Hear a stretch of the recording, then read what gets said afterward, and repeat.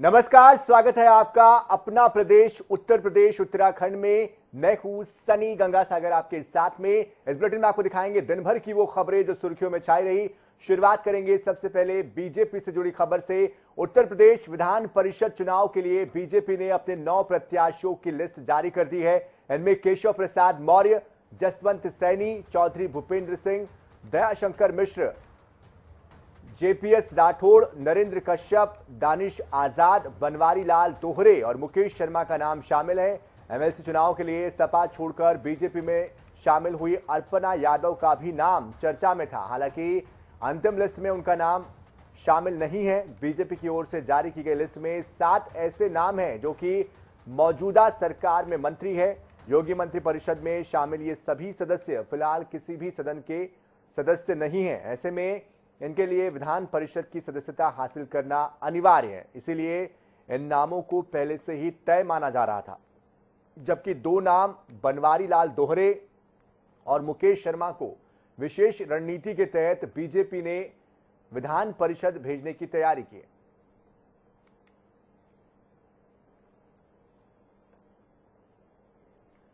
वहीं बीजेपी के साथ ही समाजवादी पार्टी ने भी विधान परिषद चुनाव के लिए चारों एमएलसी के नाम फाइनल कर दिए हैं।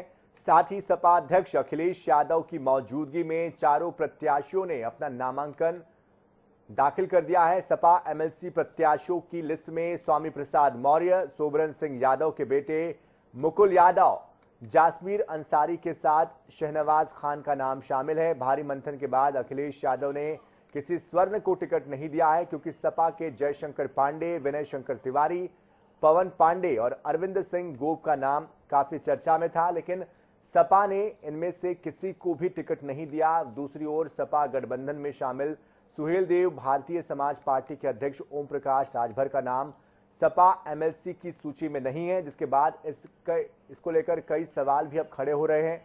आजमगढ़ लोकसभा उपचुनाव में राजभर समाजवादी पार्टी का सपोर्ट करते हुए नजर आए थे। अब एक बार फिर से वो सपोर्ट करते हैं या फिर नहीं, ये भी देखना होगा। प्रसपा अध्यक्ष शिवपाल सिंह यादव ने समाजवादी पार्टी को बड़ा झटका दिया है। प्रगतिशील समाजवादी पार्टी के पदाधिकारियों की एक दिवसीय बैठक उन्होंने आयोजित की। इस बैठक में प्रसपा ने यह निर्णय लिया कि पार्टी स्थानीय निकाय के चुनाव को अपने बल पर लड़ेगी। शिवपाल यादव ने कहा कि राम के नाम पर विभाजन और नफरत की राजनीति की इजाजत किसी को नहीं है। बता दें कि लोकसभा उपचुनाव और यूपी एमएलसी चुनाव से पहले समाजवादी पार्टी को झटका लगा है, जब केशव देव मौर्य की पार्टी महान दल ने सपा से गठबंधन तोड़ लिया, जबकि जनवादी पार्टी सोशलिस्ट के राष्ट्रीय अध्यक्ष संजय चौहान भी बागी तेवर दिखाते हुए नजर आ रहे हैं। इसके अलावा ओपी राजभर की नाराजगी भी सामने आई है।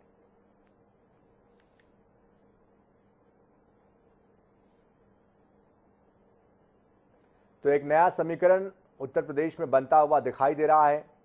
देखना होगा कि ये कितने दूर तक जा पाता है।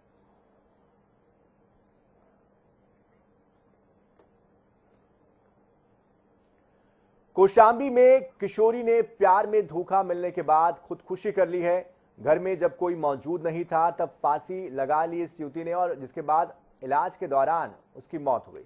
आखिर क्या थी किशोरी की मजबूरी और किसके चलते उसने इतना बड़ा यह कदम उठाया, देखिए इस रिपोर्ट में।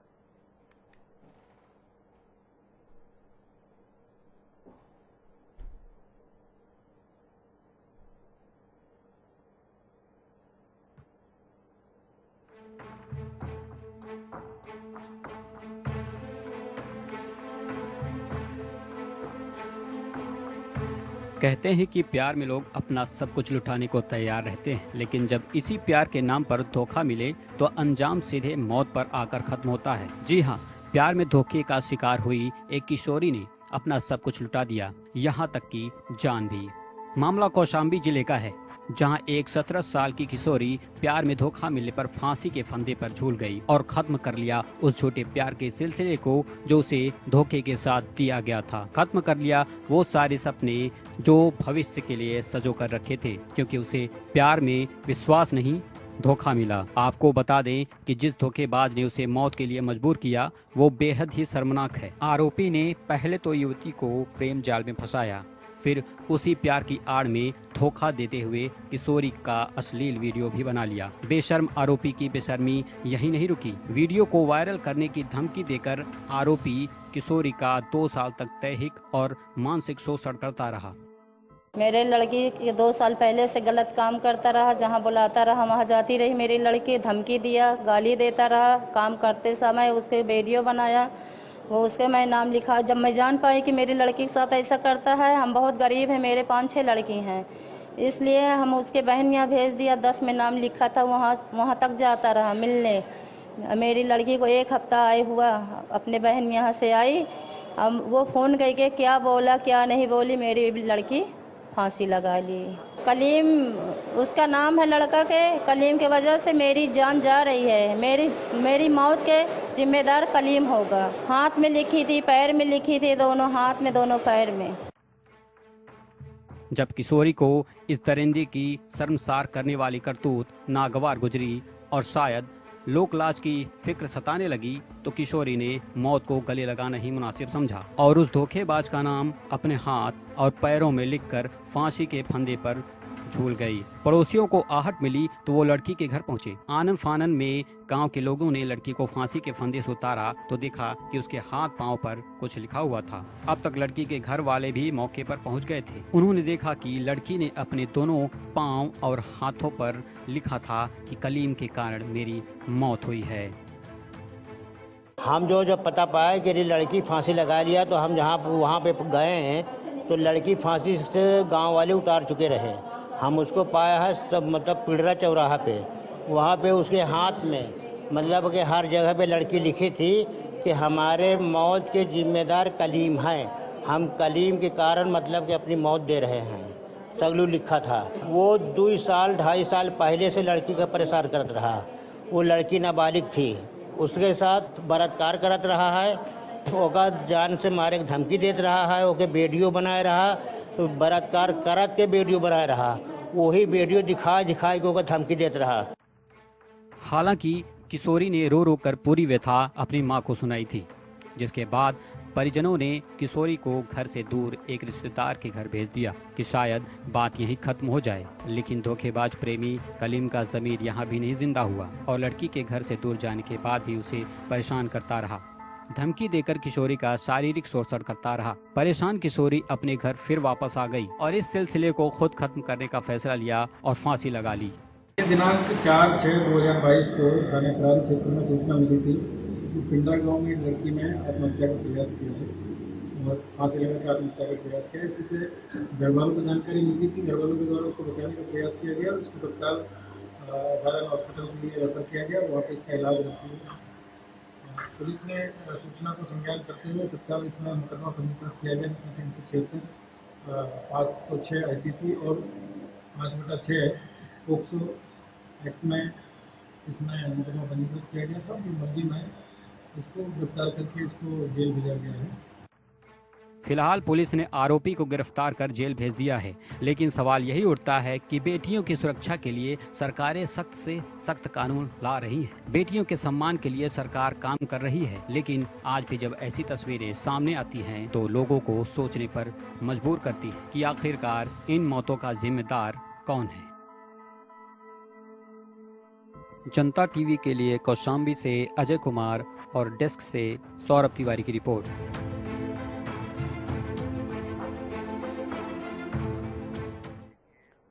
बढ़ते आगे, ज्ञानवापी मस्जिद परिसर के वीडियोग्राफी का आदेश देने वाले सीनियर डिवीजन के जज रवि कुमार दिवाकर को मंगलवार को एक धमकी भरा पत्र मिला। जज की सुरक्षा में 9 पुलिसकर्मी लगाए गए हैं। वह इस मामले की जांच भी की जा रही है। वाराणसी सीनियर डिवीजन के जज दिवाकर ने इस संबंध में अपर मुख्य सचिव, पुलिस महानिदेशक और वाराणसी के पुलिस आयुक्त को पत्र लिखा है, जिसमें उन्होंने धमकी मिलने की जानकारी दी है। अधिकारियों को भेजे गए पत्र में जज ने यह लिखा है कि उन्हें यह पत्र इस्लामिक आगाज मूवमेंट की ओर से भेजा गया है।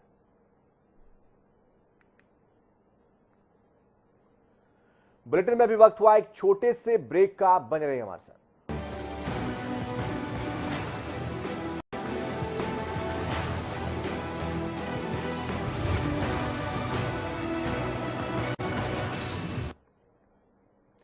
ब्रेक के बाद बढ़ते आगे। गाजियाबाद के डासना मंदिर के महंत और जूना अखाड़ा के महामंडलेश्वर यति नरसिंहानंद के ने आगामी 17 जून को दिल्ली के जामा मस्जिद पहुंचने की घोषणा की है। उन्होंने ये घोषणा एक वीडियो जारी करते हुए की थी, जिस पर गाजियाबाद प्रशासन हरकत में आया और मामले की गंभीरता को समझते हुए उप जिलाधिकारी गाजियाबाद की तरफ से थाना मसूरी के माध्यम से एक नोटिस महामंडलेश्वर नरसिंहानंद गिरी को भेजा गया है, जारी किया गया है। साथ में नोटिस में यह भी कहा गया कि आपके इस वक्तव्य से विभिन्न समुदायों के बीच वैमनस्य द्वेष फैलने की संभावनाएं हैं और इसीलिए इस प्रकार का वक्तव्य जारी ना करें, वरना आपके ऊपर वैधानिक कार्रवाई की जाएगी। उत्तर प्रदेश के आजमगढ़ और रामपुर लोकसभा सीटों पर उपचुनाव को लेकर सरगर्मियां तेज हो गई है। दोनों सीटों पर 23 जून को उपचुनाव होना है। वहीं समाजवादी पार्टी ने स्टार प्रचारकों की लिस्ट जारी कर दी है, जिसमें शिवपाल यादव का नाम नहीं है। समाजवादी पार्टी ने आजमगढ़ और रामपुर लोकसभा सीट के उपचुनाव के लिए 40 नेताओं के नाम भारतीय निर्वाचन आयोग को भेजे हैं, जिसमें सपा संरक्षक मुलायम सिंह यादव, राष्ट्रीय अध्यक्ष अखिलेश यादव, प्रमुख महासचिव रामगोपाल यादव, राष्ट्रीय महासचिव आजम खान और उनके बेटे अब्दुल्ला आजम के नाम प्रमुखता के साथ दिए गए। गाजियाबाद में 2 बार नोटिस जारी करने के बावजूद आरटी एक्ट के तहत दाखिले न करने वाले स्कूलों की मान्यता अब निरस्त की जाएगी। डीएम की सख्ती के बाद सोमवार को सिटी मजिस्ट्रेट गंभीर सिंह ने खंड शिक्षा अधिकारियों की बैठक कर उन स्कूलों की सूची तैयार कर ली है जिन्होंने दाखिले नहीं दिए हैं। अब जिला स्तर पर प्रक्रिया को पूरा करते हुए स्कूलों की मान्यता को रद्द करने के लिए डीएम की ओर से शासन को फाइल भेजी जाएगी। दरअसल शिक्षा विभाग ने आरटीई के तहत गरीब परिवारों के बच्चों के दाखिले ना करने पर जिले के 54 स्कूलों को नोटिस जारी किया था, जिसके बाद 20 स्कूलों ने बच्चों को प्रवेश दे दिया है, जबकि 34 स्कूलों ने शिक्षा विभाग के अधिकारियों के नोटिस के बाद भी बच्चों को प्रवेश नहीं दिया। सरकार की गाइडलाइन के बावजूद स्कूल प्रबंधन गरीब बच्चों को प्रवेश नहीं दे रहा है, तो अब प्रशासन ने भी सख्ती दिखाना शुरू कर दिया। राइट टू एजुकेशन के तहत एक प्रोविज़न है कि जो नर्सरी या कक्षा 1 में बच्चों का एडमिशन का प्रोविज़न है, जो 25% स्कूल को लोगों को गरीब बच्चों को पढ़ाने का, जैसे SC ST OBC जिनके लिए बस कास्ट सर्टिफिकेट मैटर करता है, बाकी नहीं। जो सामान्य बच्चे हैं उनके पेरेंट्स का 1 लाख रुपए का इसका इनकम सर्टिफिकेट होना चाहिए। 34 स्कूलों के नोटिस जारी BSC की तरफ से हुए हैं और अगर वो इसमें सहयोग नहीं करते, जो सरकार के एक इतना पवित्र सूचित कार्यक्रम है, अगर उसमें उनका योगदान नहीं होगा तो आगे कार्रवाई भी की जाएगी। गाजियाबाद के शिक्षा विभाग द्वारा उन 34 निजी स्कूलों को आरटीई के अंतर्गत एडमिशन न लेने पर जो नोटिस इशू किया गया है, उस नोटिस का गाजियाबाद पेरेंट एसोसिएशन स्वागत करती है। लेकिन हमें शंका यह है कि कहीं ये हवाई न साबित हो जाए, क्योंकि सत्र 21-22 में कुछ बच्चों के एडमिशन होने थे आरटीई एक्ट के अंतर्गत जेकेजी स्कूल में, जिनको जब NCPCR का नोटिस डीएम सर के पास आया तो शिक्षा विभाग द्वारा उस पर यह कह दिया गया कि ये स्कूल CBSE बोर्ड के अधीन है, तो हमारे नियंत्रण में ये नहीं आते, और उन बच्चों का आज तक एडमिशन शिक्षा विभाग नहीं करा पाया है। भारत सरकार के द्वारा जहां एक तरफ इतनी सारी सुविधा गरीब बच्चों को पढ़ने के लिए, लिखने के लिए और देश को बढ़ाने के लिए की जा रही है, वहीं दूसरी तरफ इस तरीके के स्कूल जो अपनी मनमानी पर उतरे हुए हैं, जो कहीं ना कहीं बच्चों की शिक्षा के खिलाफ खिलवाड़ कर रहे हैं और कहीं ना कहीं जो बच्चे शिक्षा में प्राप्त कर सकते हैं, उच्च शिक्षा प्राप्त कर सकते हैं, देश का नाम रोशन कर सकते हैं, उनके साथ खिलवाड़ किया जा रहा है। वहीं प्रशासन इस तरफ अब मुस्तैदी दिखा रहा है। डीएम के बाद अब कहीं ना कहीं गंभीर सिंह जो सिटी मजिस्ट्रेट हैं, वो ऐसे स्कूलों पर कार्रवाई करने के लिए अब तैयार हैं। और यहीं बात की जाए तो पूरी लिस्ट तैयार हो चुकी है। आप तस्वीरों के माध्यम से देख रहे हैं कि लिस्ट एक बहुत बड़ी लिस्ट है, जिसमें कुछ लोग तो ऐसे हैं जिन्होंने बच्चों को प्रशासन की डर की वजह से एडमिशन ले लिया है, और कुछ स्कूल आज भी ऐसे हैं जो मनमानी पर उतारू हैं, क्योंकि कहीं ना कहीं उनको सत्ता की हनक का एक फायदा उठा रहे हैं। कहीं ना कहीं उनके जो ताल्लुकात हैं वो सत्ता से जुड़े हुए हैं। लेकिन प्रशासन एक मुस्तैदी दिखाते हुए साफ तौर पर कह रहा है कि कोई भी कैसा भी व्यक्ति हो जो किसी भी चीज से ताल्लुक रखता हो, किसी भी किसी भी सरकार के नुमाइंदे से ताल्लुकात रखता हो, लेकिन ऐसे पर प्रशासन पूरी तरीके से कार्रवाई करने के लिए मुस्तैदी दिखाएगा। और अब ये आने वाले वक्त ही बताएगा कि गाजियाबाद के गंभीर सिंह जो शिक्षा पर जोर दे रहे हैं सिटी मजिस्ट्रेट, और गाजियाबाद के जिलाधिकारी राकेश कुमार सिंह जो कहीं ना कहीं सरकार की जो मुहिम है उसको पूरा करने के लिए जुटे हुए हैं धरातल पर, और ऐसे लोग जो खासकर भी इनके आदेश के पालन को नहीं कर रहे हैं और नकार रहे हैं, ऐसे पर क्या कार्रवाई की जाएगी ये देखने वाली बात होगी। मैंने नहीं, जनता टीवी के साथ हैदर अली संवाददाता गाजियाबाद। भाजपा की 2 दिवसीय प्रदेश कार्य समिति का समापन हो गया है। समापन के बाद भाजपा प्रदेश अध्यक्ष मदन कौशिक मीडिया से मुखातिब हुए। उन्होंने कहा कि कार्य समिति में राज्य सरकार की उपलब्धियों पर चर्चा हुई है। इसके अलावा राजनीतिक प्रस्ताव में राज्य की जनता को धन्यवाद भी उन्होंने दिया। आगामी नगर निगम 2024 में होने वाले लोकसभा चुनाव को लेकर विस्तार से चर्चा की गई। कार्य समिति में कमजोर बूथों को मजबूत करने का भी लक्ष्य रखा गया। जुलाई तक के सभी कार्यक्रम निर्धारित कर दिए गए हैं। आगामी जुलाई महीने में जिले और मंडल की कार्य समिति भी होगी और इसके अलावा जिलों में प्रशिक्षण शिविर भी आयोजित किए जाएंगे। साथ ही साथ मोदी सरकार के 8 साल पूरे होने पर अगले 15 दिनों तक पूरे प्रदेश में सुशासन कार्यक्रम आयोजित किए जाएंगे। हमारी 2 दिन की कार्य समिति में पदाधिकारियों के साथ बैठक करके अपने जितने कार्यक्रम हमारे पिछले दिनों में उनकी समीक्षा हुई और अगले कार्यक्रम तय किए। आज कार्य समिति में 4 प्रस्ताव हम लोग लेकर आए, उन पर विस्तृत चर्चा हुई। हमने उत्तराखंड की जनता को हृदय से धन्यवाद दिया, जिसके आशीर्वाद से 2/3 बहुमत हमें मिला है। हमने मुख्यमंत्री की विधानसभा जिस प्रकार से जीती है, वहाँ की जनता को भी हमने बहुत धन्यवाद दिया है। हमने आने वाले समय के सारे कार्यक्रम अपने कार्यकर्ताओं को दिए हैं, जिसमें मंडल की 252 कार्य समिति हैं, 14 जिलों की कार्य समिति हैं, 9 जिलों का प्रशिक्षण है, हमारा प्रदेश का प्रशिक्षण है, विधायकों का प्रशिक्षण है। इन सबको भी हमने जुलाई में कार्यक्रम करने हैं। हमारे 14 बड़ी सभाएं हैं जो हमें जुलाई में करनी है और बाकी जो प्रमुख रूप से संगठनात्मक रूप से अन्य हमारे कार्यक्रम थे वो भी हमें जुलाई में लगेंगे।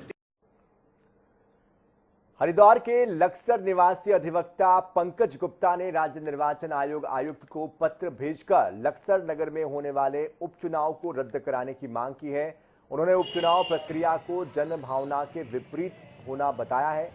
अधिवक्ता पंकज गुप्ता ने राज्य निर्वाचन आयोग को भेजे गए पत्र में यह भी बताया कि नगर पालिका परिषद लक्सर के अंतर्गत सभासद नीता पांचाल के 3 बच्चे होने के कारण माननीय उच्च न्यायालय नैनीताल के आदेश पर सदस्यता रद्द होने और सभासद की अचानक मौत होने के चलते दोनों सीटें खाली चल रही है। लेकिन राज्य चुनाव आयोग की ओर से मात्र एक ही उपचुनाव कराया जा रहा है, जो कि क्षेत्र की जनता की जनभावना के विपरीत है।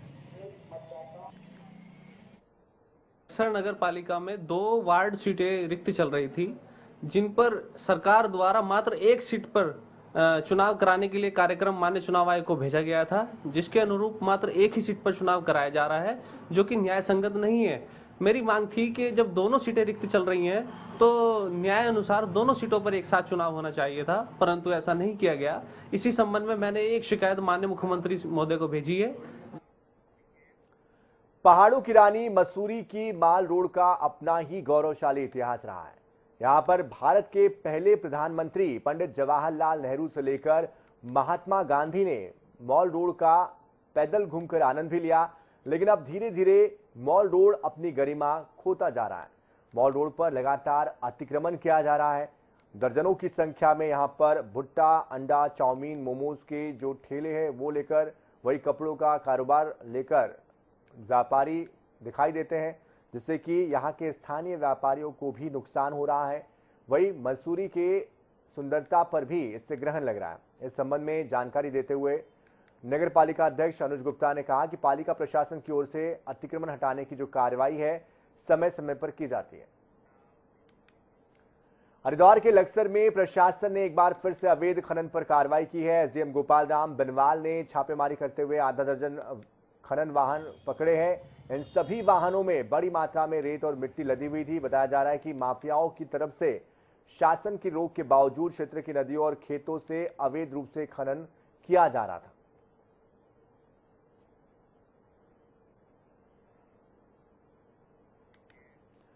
पैगंबर मोहम्मद पर विवादित टिप्पणी का मामला लगातार तूल पकड़ता जा रहा है। बीते दिनों पूर्व बीजेपी प्रवक्ता नुपुर शर्मा के द्वारा विवादित टिप्पणी के बाद लगातार मुस्लिम समाज के लोगों में आक्रोश देखने को मिल रहा है, जिसको लेकर बुधवार को उधम सिंह नगर में मुस्लिम पक्ष के लोगों ने जमकर प्रदर्शन किया। राष्ट्रपति के नाम उप जिला अधिकारी को ज्ञापन सौंपा। तो इसी के साथ अपना प्रदेश उत्तर प्रदेश उत्तराखंड में इतना ही। ताजा खबरों के लिए, अपडेट्स के लिए आप बने रहिए जनता टीवी के साथ। नमस्कार।